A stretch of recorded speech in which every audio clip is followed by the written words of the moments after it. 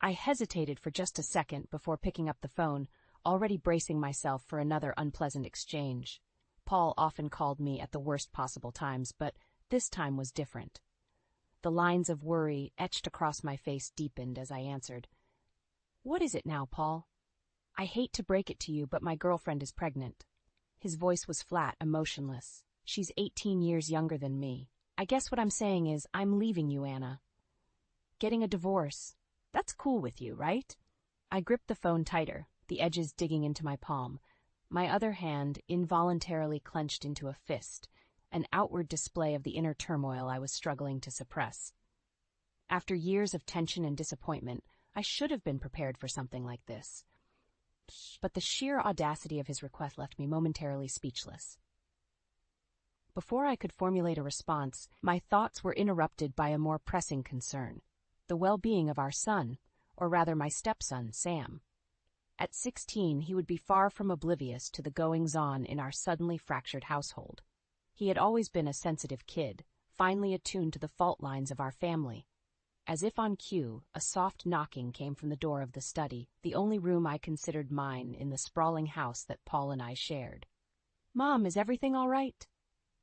It was Sam's voice, tinged with the worry that I had come to recognize all too well. Momentarily neglecting Paul, who was still droning on about something or another, I softened my voice and replied, "I'll be out in a minute, sweetie. Just wrapping up a call." Turning back to the matter at hand, I found my voice. "Listen, Paul, we'll discuss the divorce later. What's most important now is Samantha. If we're going through with this, you need to take responsibility for him. For now, please just let this settle before you do anything else rash." There was a pause on the other end, and then an exasperated sigh. "Anna, don't start with this. He's your kid too." Technically he was right, but the unpleasant truth, and perhaps my most powerful card, was still tucked tightly against my chest, a reminder of the complex emotional and legal dynamics that had bound our little family together. The silence on my end seemed to unnerve him, and he blurted out, "You know what? Fine, we'll talk about this later." And with that, he hung up. Releasing a sigh I hadn't realized I was holding, I placed the phone down and pinched the bridge of my nose, an ineffectual attempt to fend off the headache brewing just beneath the surface. Sam was waiting just outside the door when I emerged, his eyes searching mine for an explanation I wasn't yet ready to provide. I mustered a reassuring smile and looped an arm around his shoulders, guiding him back to the living room. "Let's not worry about that call," I said, although we both knew that was a near impossibility. "Why don't you tell me about your day instead?" And as he launched into a story about his latest project in art class, I clung to the normalcy of our conversation like a lifeline, knowing full well that the storm clouds were gathering just beyond the horizon. That night, as the house lay quiet and shadows played against the walls from the street lamps outside, my mind began to drift back in time. The memories came unbidden, a cascade of moments revealing a completely different version of the man I had married. I settled into my armchair, a relic from my pre-Paul days, and let the past unravel itself. I was 27 when I met Paul, an independent marketing expert with a penchant for brand revival. He came to me as a client, but soon became more. We were both rebounding from past relationships. Mine was a tale of young love that burned out too brightly, and his was a marriage wrecked by infidelity. It didn't take long for Paul to sweep me into a whirlwind romance, complete with tender looks and promises of always putting family first. His son, whom he had full custody of, was named Sam. At the tender age of 3, the boy had a mop of curly hair and eyes so wide they seemed to swallow the world around him. Paul would bring him along on our dates, saying, "Just until we find a good sitter." But as time went by, it became an unspoken arrangement, one that didn't bother me as much as I thought it might. Despite my initial reservations, there were fleeting moments where our trio felt like a glimpse of the family life I'd never known I wanted. It was both cozy and exciting, and I began to think that perhaps I could step into this role that the universe had seemingly carved out just for me. So when Paul proposed a year into our relationship, presenting not only a ring but a family unit, I said yes, with hardly a second thought. but the rosy glow of new marriage faded with startling rapidity. As soon as our honeymoon was over, literally and metaphorically, the real Paul began to surface. His facade of a doting father cracked and fell away, leaving behind a man who seemed increasingly indifferent to his son's existence. Work was always his convenient excuse. Even when the underlying note of sadness in Sam's voice couldn't be missed, Paul would shrug it off, leaving me to soothe away the sting of abandonment. I tried to voice my concerns, but Paul's temper flared up easily. "It's not your place," he would say, dismissing my attempts to navigate a healthy dynamic between father and son. As time wore on, I tried to be everything Sam needed, steadfast and present, unlike his father. I attended school plays alone, cheering twice as loud to make up for the space where Paul should have been. And with every small absence, with every unkept promise, a bitter seed of resentment took root in my heart. Now, in the subdued light of my living room, as sleep teased at the edges of my consciousness, I couldn't help but wonder when exactly my marriage had slipped from being a partnership to a performance, and at what point I had lost myself in this charade of family life. The morning sun filtered through the blinds, casting lines of light and shadow across my face. I took a moment to steel myself for whatever trials the day might bring, after last night's revelations. The silence of the house was a stark contrast to the chaos of my thoughts. Sam was still asleep, his door ajar and his breathing steady. I let out a quiet sigh of relief that he could at least find some peace during these turbulent times. The urge to protect him from the incoming storm was visceral, but I could not hide forever behind a facade of calm domesticity. Hesitantly, I revisited the idea of returning to work, part-time at least. It wasn't just about the money, although our family's financial future was uncertain with the looming divorce. It was about regaining a semblance of the independence I had once taken for granted. I remembered my conversation with Paul about this a few years back. "A part-time job?" Paul had scoffed, slouched on the couch with a beer in hand. "What's that for? Some pocket money for shopping?" His laughter still echoed in my mind, a bitter reminder of his condescension. "It's for Sam." I had shot back, my voice firm. "He's growing up, and there are expenses, school supplies, extracurricular activities, and I want to help." Paul's only response had been a shrug before he dimmed the room with the TV's glow. But the next morning, when his head was clearer, he had grudgingly agreed, tossing the declaration at me like it was a breadcrumb. And so I slipped back into a familiar role in the marketing world, but on my own terms. My former boss had welcomed me back with open arms, aware of the tumultuous tide I was navigating at home. The balancing act was taxing, juggling domestic duties with the demands of work, but it provided a lifeline. A reminder that I was more than just someone's cast-off wife. It felt invigorating to reclaim a piece of my identity. That liberation was cut short one evening when my work commitments saw me arriving home later than usual to find Paul pacing in the foyer, a snarl twisting his lips. "Where have you been?" he demanded. "I was at my part-time job," I replied, weary and not in the mood for another confrontation. "Meeting some man, right?" He seized my arm, his fingers biting into my skin. "Is that it, Anna? Tell me!" The absurd accusation struck me like a slap. Paul's distrust was a grotesque mirror that reflected his infidelities, not mine. I wrenched my arm away from his grip, denial falling from my lips in heated, vehement waves. But Paul, never one to back down, demanded to see my phone, to delve into the intricacies of a life he so often shunned. I watched frozen as he dialed my boss's number, that single action shattering any facade of trust we might have still shared. I could have drowned in the silence that followed my boss's clear-cut clarification. Paul's lame attempt at an excuse was nothing more than a shrug and a suggestion that I should have been more careful, if only to save him the embarrassment. Since then, my days were colored with a rising dread of future altercations, a dread that had seeped steadily into my heart, setting up residence alongside the growing hollow of my love for Paul. Now, as I sat upright in my armchair, a cup of cold coffee abandoned on the table before me, the inevitability of our situation settled heavily upon my shoulders. We were past the point of repair. The notion of us existed now only in the fragmented memories of a time when I believed in the possibility of a happy ending. As the days slipped by in an unsettled quiet, life took on a stuttering rhythm. I tried to protect Sam from the growing tensions while I navigated the minefield that my marriage had become. I felt a cold knot at the pit of my stomach every time I caught sight of Paul's car parked outside, his comings and goings now as erratic as his moods.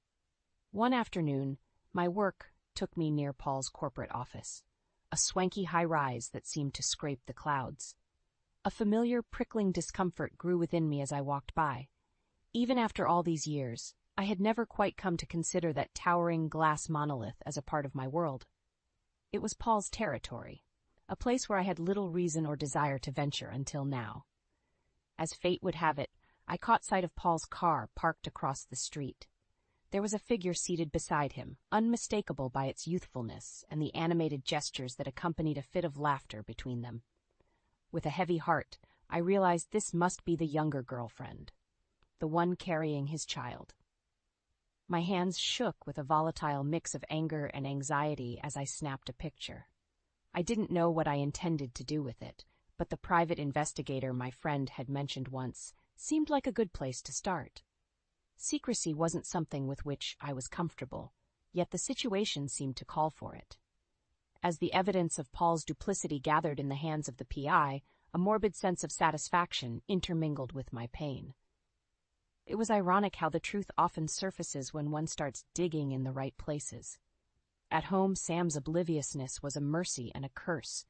The moments we shared, him asking for help with his college applications or discussing his art projects, were pockets of normalcy that kept me anchored. Yet the looming specter of the truth felt heavier by the day. How long could I keep this all from him, and when the time came, how would he view his father, or me? Paul seemed oblivious to the undercurrents, too consumed by his extramarital escapades to notice, or perhaps he simply didn't care. Our interactions were stilted, and more often than not, he wore an expression of annoyance that would crescendo into aggression if pressed. It was during one of these strained conversations that the dam finally broke. Clutching the preliminary report from the PI, I let my gaze harden when I addressed him. "I don't know which is worse," I started, the frost in my voice matching the icy glare I fixed on him. "The fact that you're cheating, or that you were so sloppy about hiding it." Paul's reaction was a bizarre blend of shock and defiance. "What are you talking about, Anna?" "I'm talking about your barely legal mistress and the baby that you claim is yours." I pushed the paper across the table, watching as his eyes darted over the incriminating photos and the sterile, typed-up accounts of his infidelity. The room went dead silent for a second too long before I eventually added, "You're going to need to take better care of Sam. He's your responsibility, Paul." "You can't mean that," Paul retorted weakly. "What about everything we've been through?" I mustered the full force of my resolve when I addressed him, the cut of betrayal slicing through each word. "Because, Paul, as much as I love Sam, I've never legally adopted him. He's not my child, he's yours with your ex-wife." Paul's stunned silence was answer enough. The truth hung between us, an unscalable wall. It was a final acknowledgement of a relationship that had been fraying at the seams long before his affair. In the quiet aftermath, I slipped silently out of the room and made my way to the one place I now considered an asylum, Sam's room. His earnest smile and oblivious chatter were the only consolation I had left in the ever-complicating mess of my married life. Sitting at the kitchen table the next morning, I sipped my tea, staring at the steam curling upwards like wistful spirits seeking escape from their liquid confines.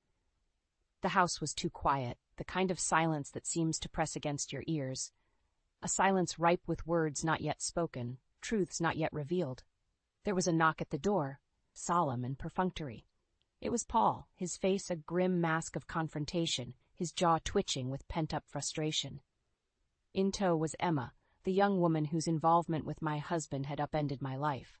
Her belly was now showing the early signs of pregnancy, and she moved with the tentative touch of someone navigating new terrain. "Anna," Paul began, "we need to talk." The frigid air between us crackled with tension as I remained silent, nodding slightly for him to continue. With hesitant boldness, Emma spoke up. "I've heard a lot about you. And Sam. He's a good kid, right? You've been parenting him for over a decade." "Indeed," I replied coolly. "Sam is a remarkable young man." Then why abandon him now? Emma's voice wavered slightly, betraying her underlying apprehension. The question stung, but I kept my composure. It's not a matter of want, Emma. Legally speaking, he is not my child. I could see the confusion in her eyes, her furtive glances at Paul searching for reassurance or explanation. Paul, seemingly prepared for a different outcome, appeared lost. But we're married, Anna. Isn't that enough? No, it's not, I said firmly. To make a stepchild one's own, one must legally adopt them. I never did. Adoption? Emma frowned, the concept foreign to her. Exactly, I continued. Without that, I have no claim over Sam, no obligations or rights. Paul's face paled. What does this mean for us, then? It means you're fully responsible for Sam's upbringing. I am not abandoning him, but I cannot, in good legal conscience, take him with me. Your actions have consequences, Paul.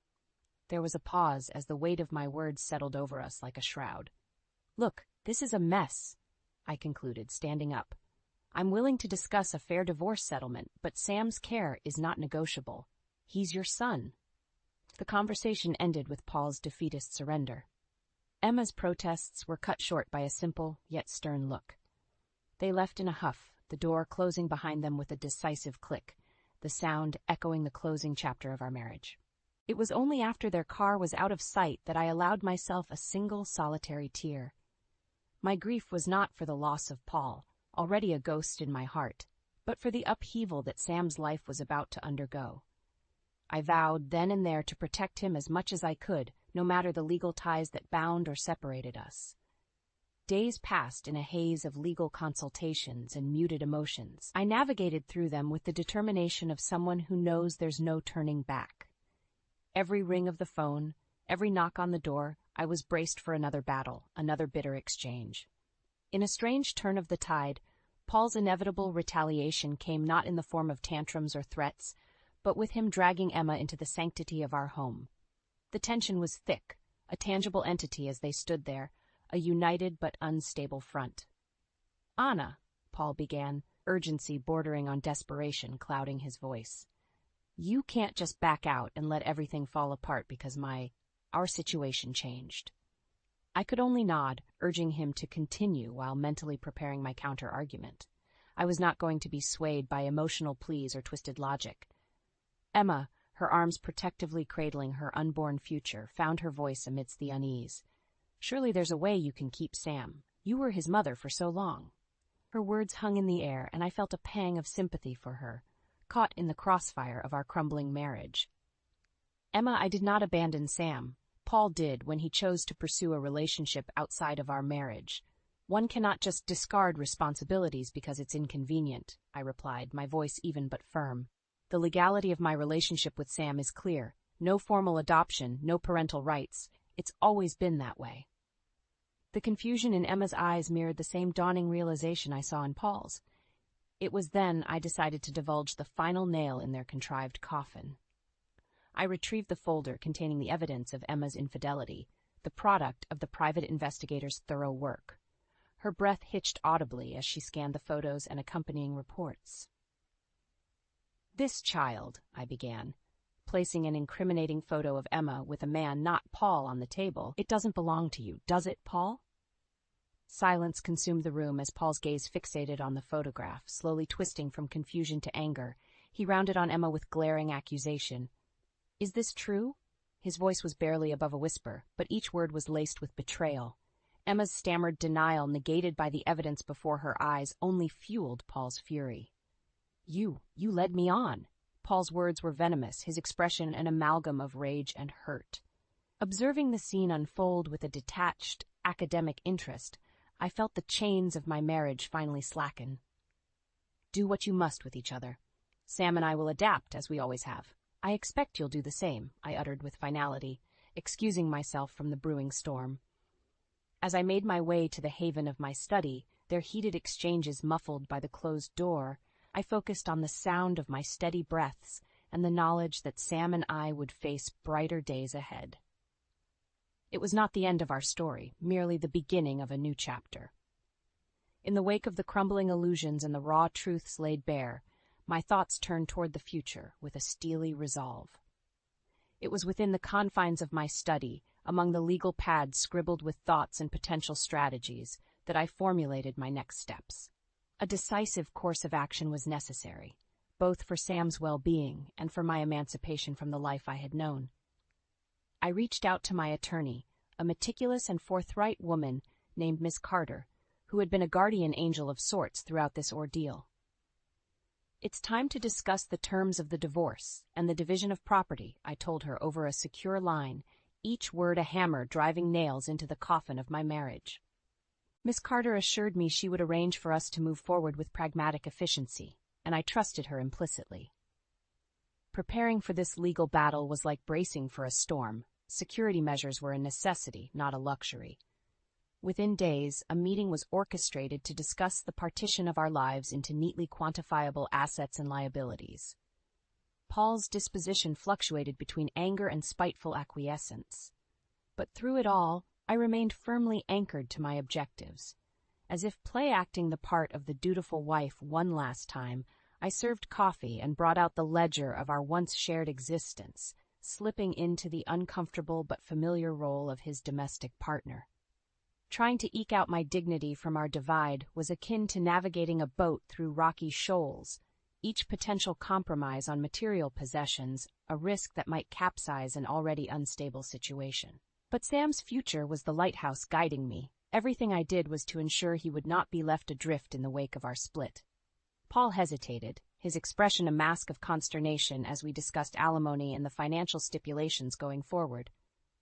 "How can we possibly unwind everything we've built?" he asked, a note of plea underlying his usual assertiveness. "We can, and we will," I assured him, my tone laced with an undercurrent of fatigue. "It's not just about us anymore." The air grew colder, the silence starker, as we both signed the papers that would render our shared history into nothing more than a transaction, an exchange of worldly goods and bruised promises. I hesitated only once, my pen hovering over the document as the finality of it all settled into my bones. Each stroke of my signature was a release, a liberation from the ties that no longer served me, or Sam. As Paul left, his departure was without the dramatic flourish of our past arguments. Instead, a quiet, anticlimactic exit that allowed the gentle closing of the door to serve as his final goodbye. Retreating to the solace of my solitude, I reflected on what it meant to let go, to relinquish the dreams of what could have been for the reality of what must be.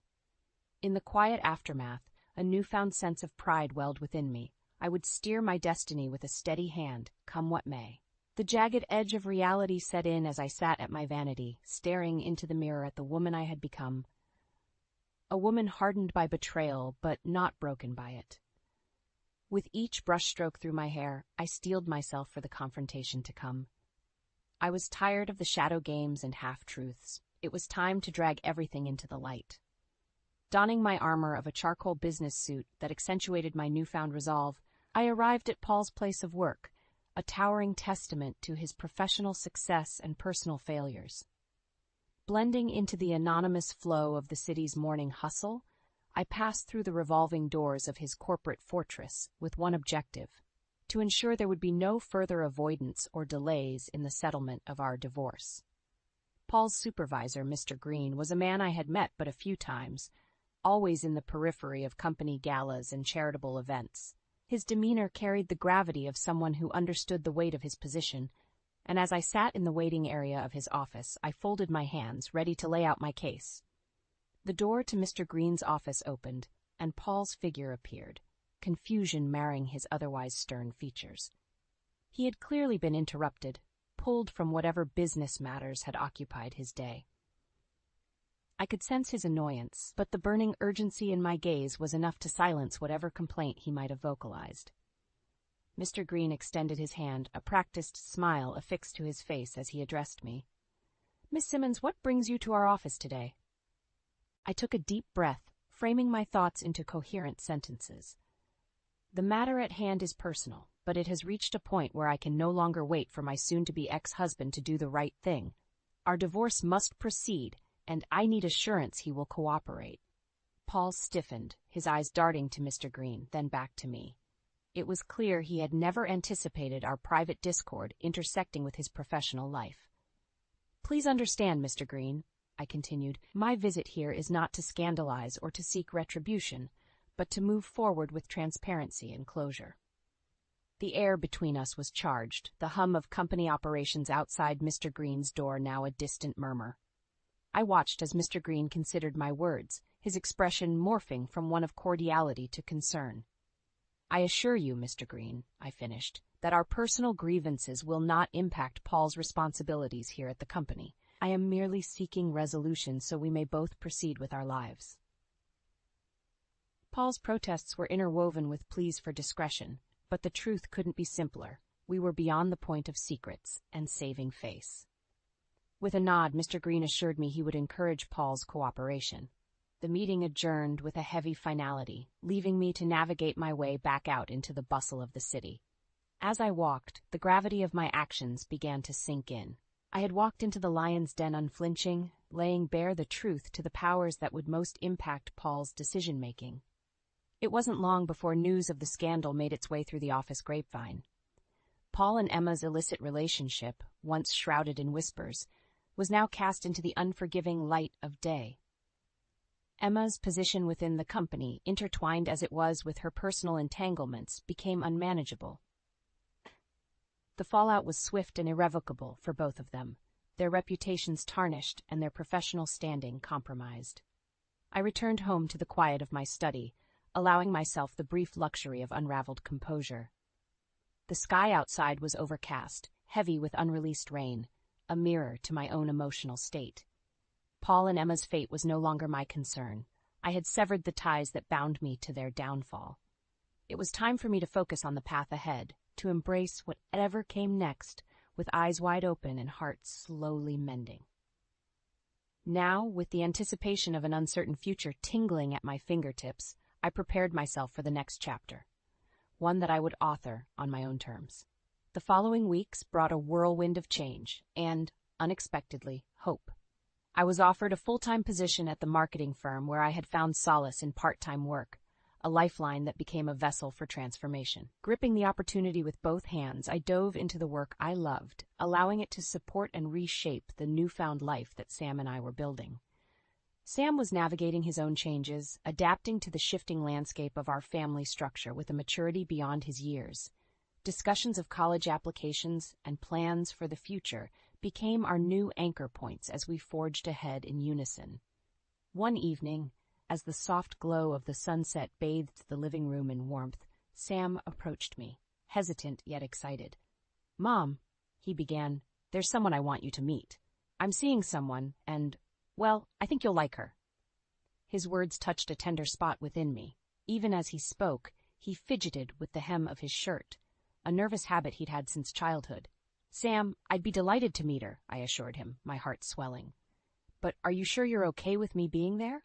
I mean, after everything." He stopped me with a look, a knowing, reassuring gaze.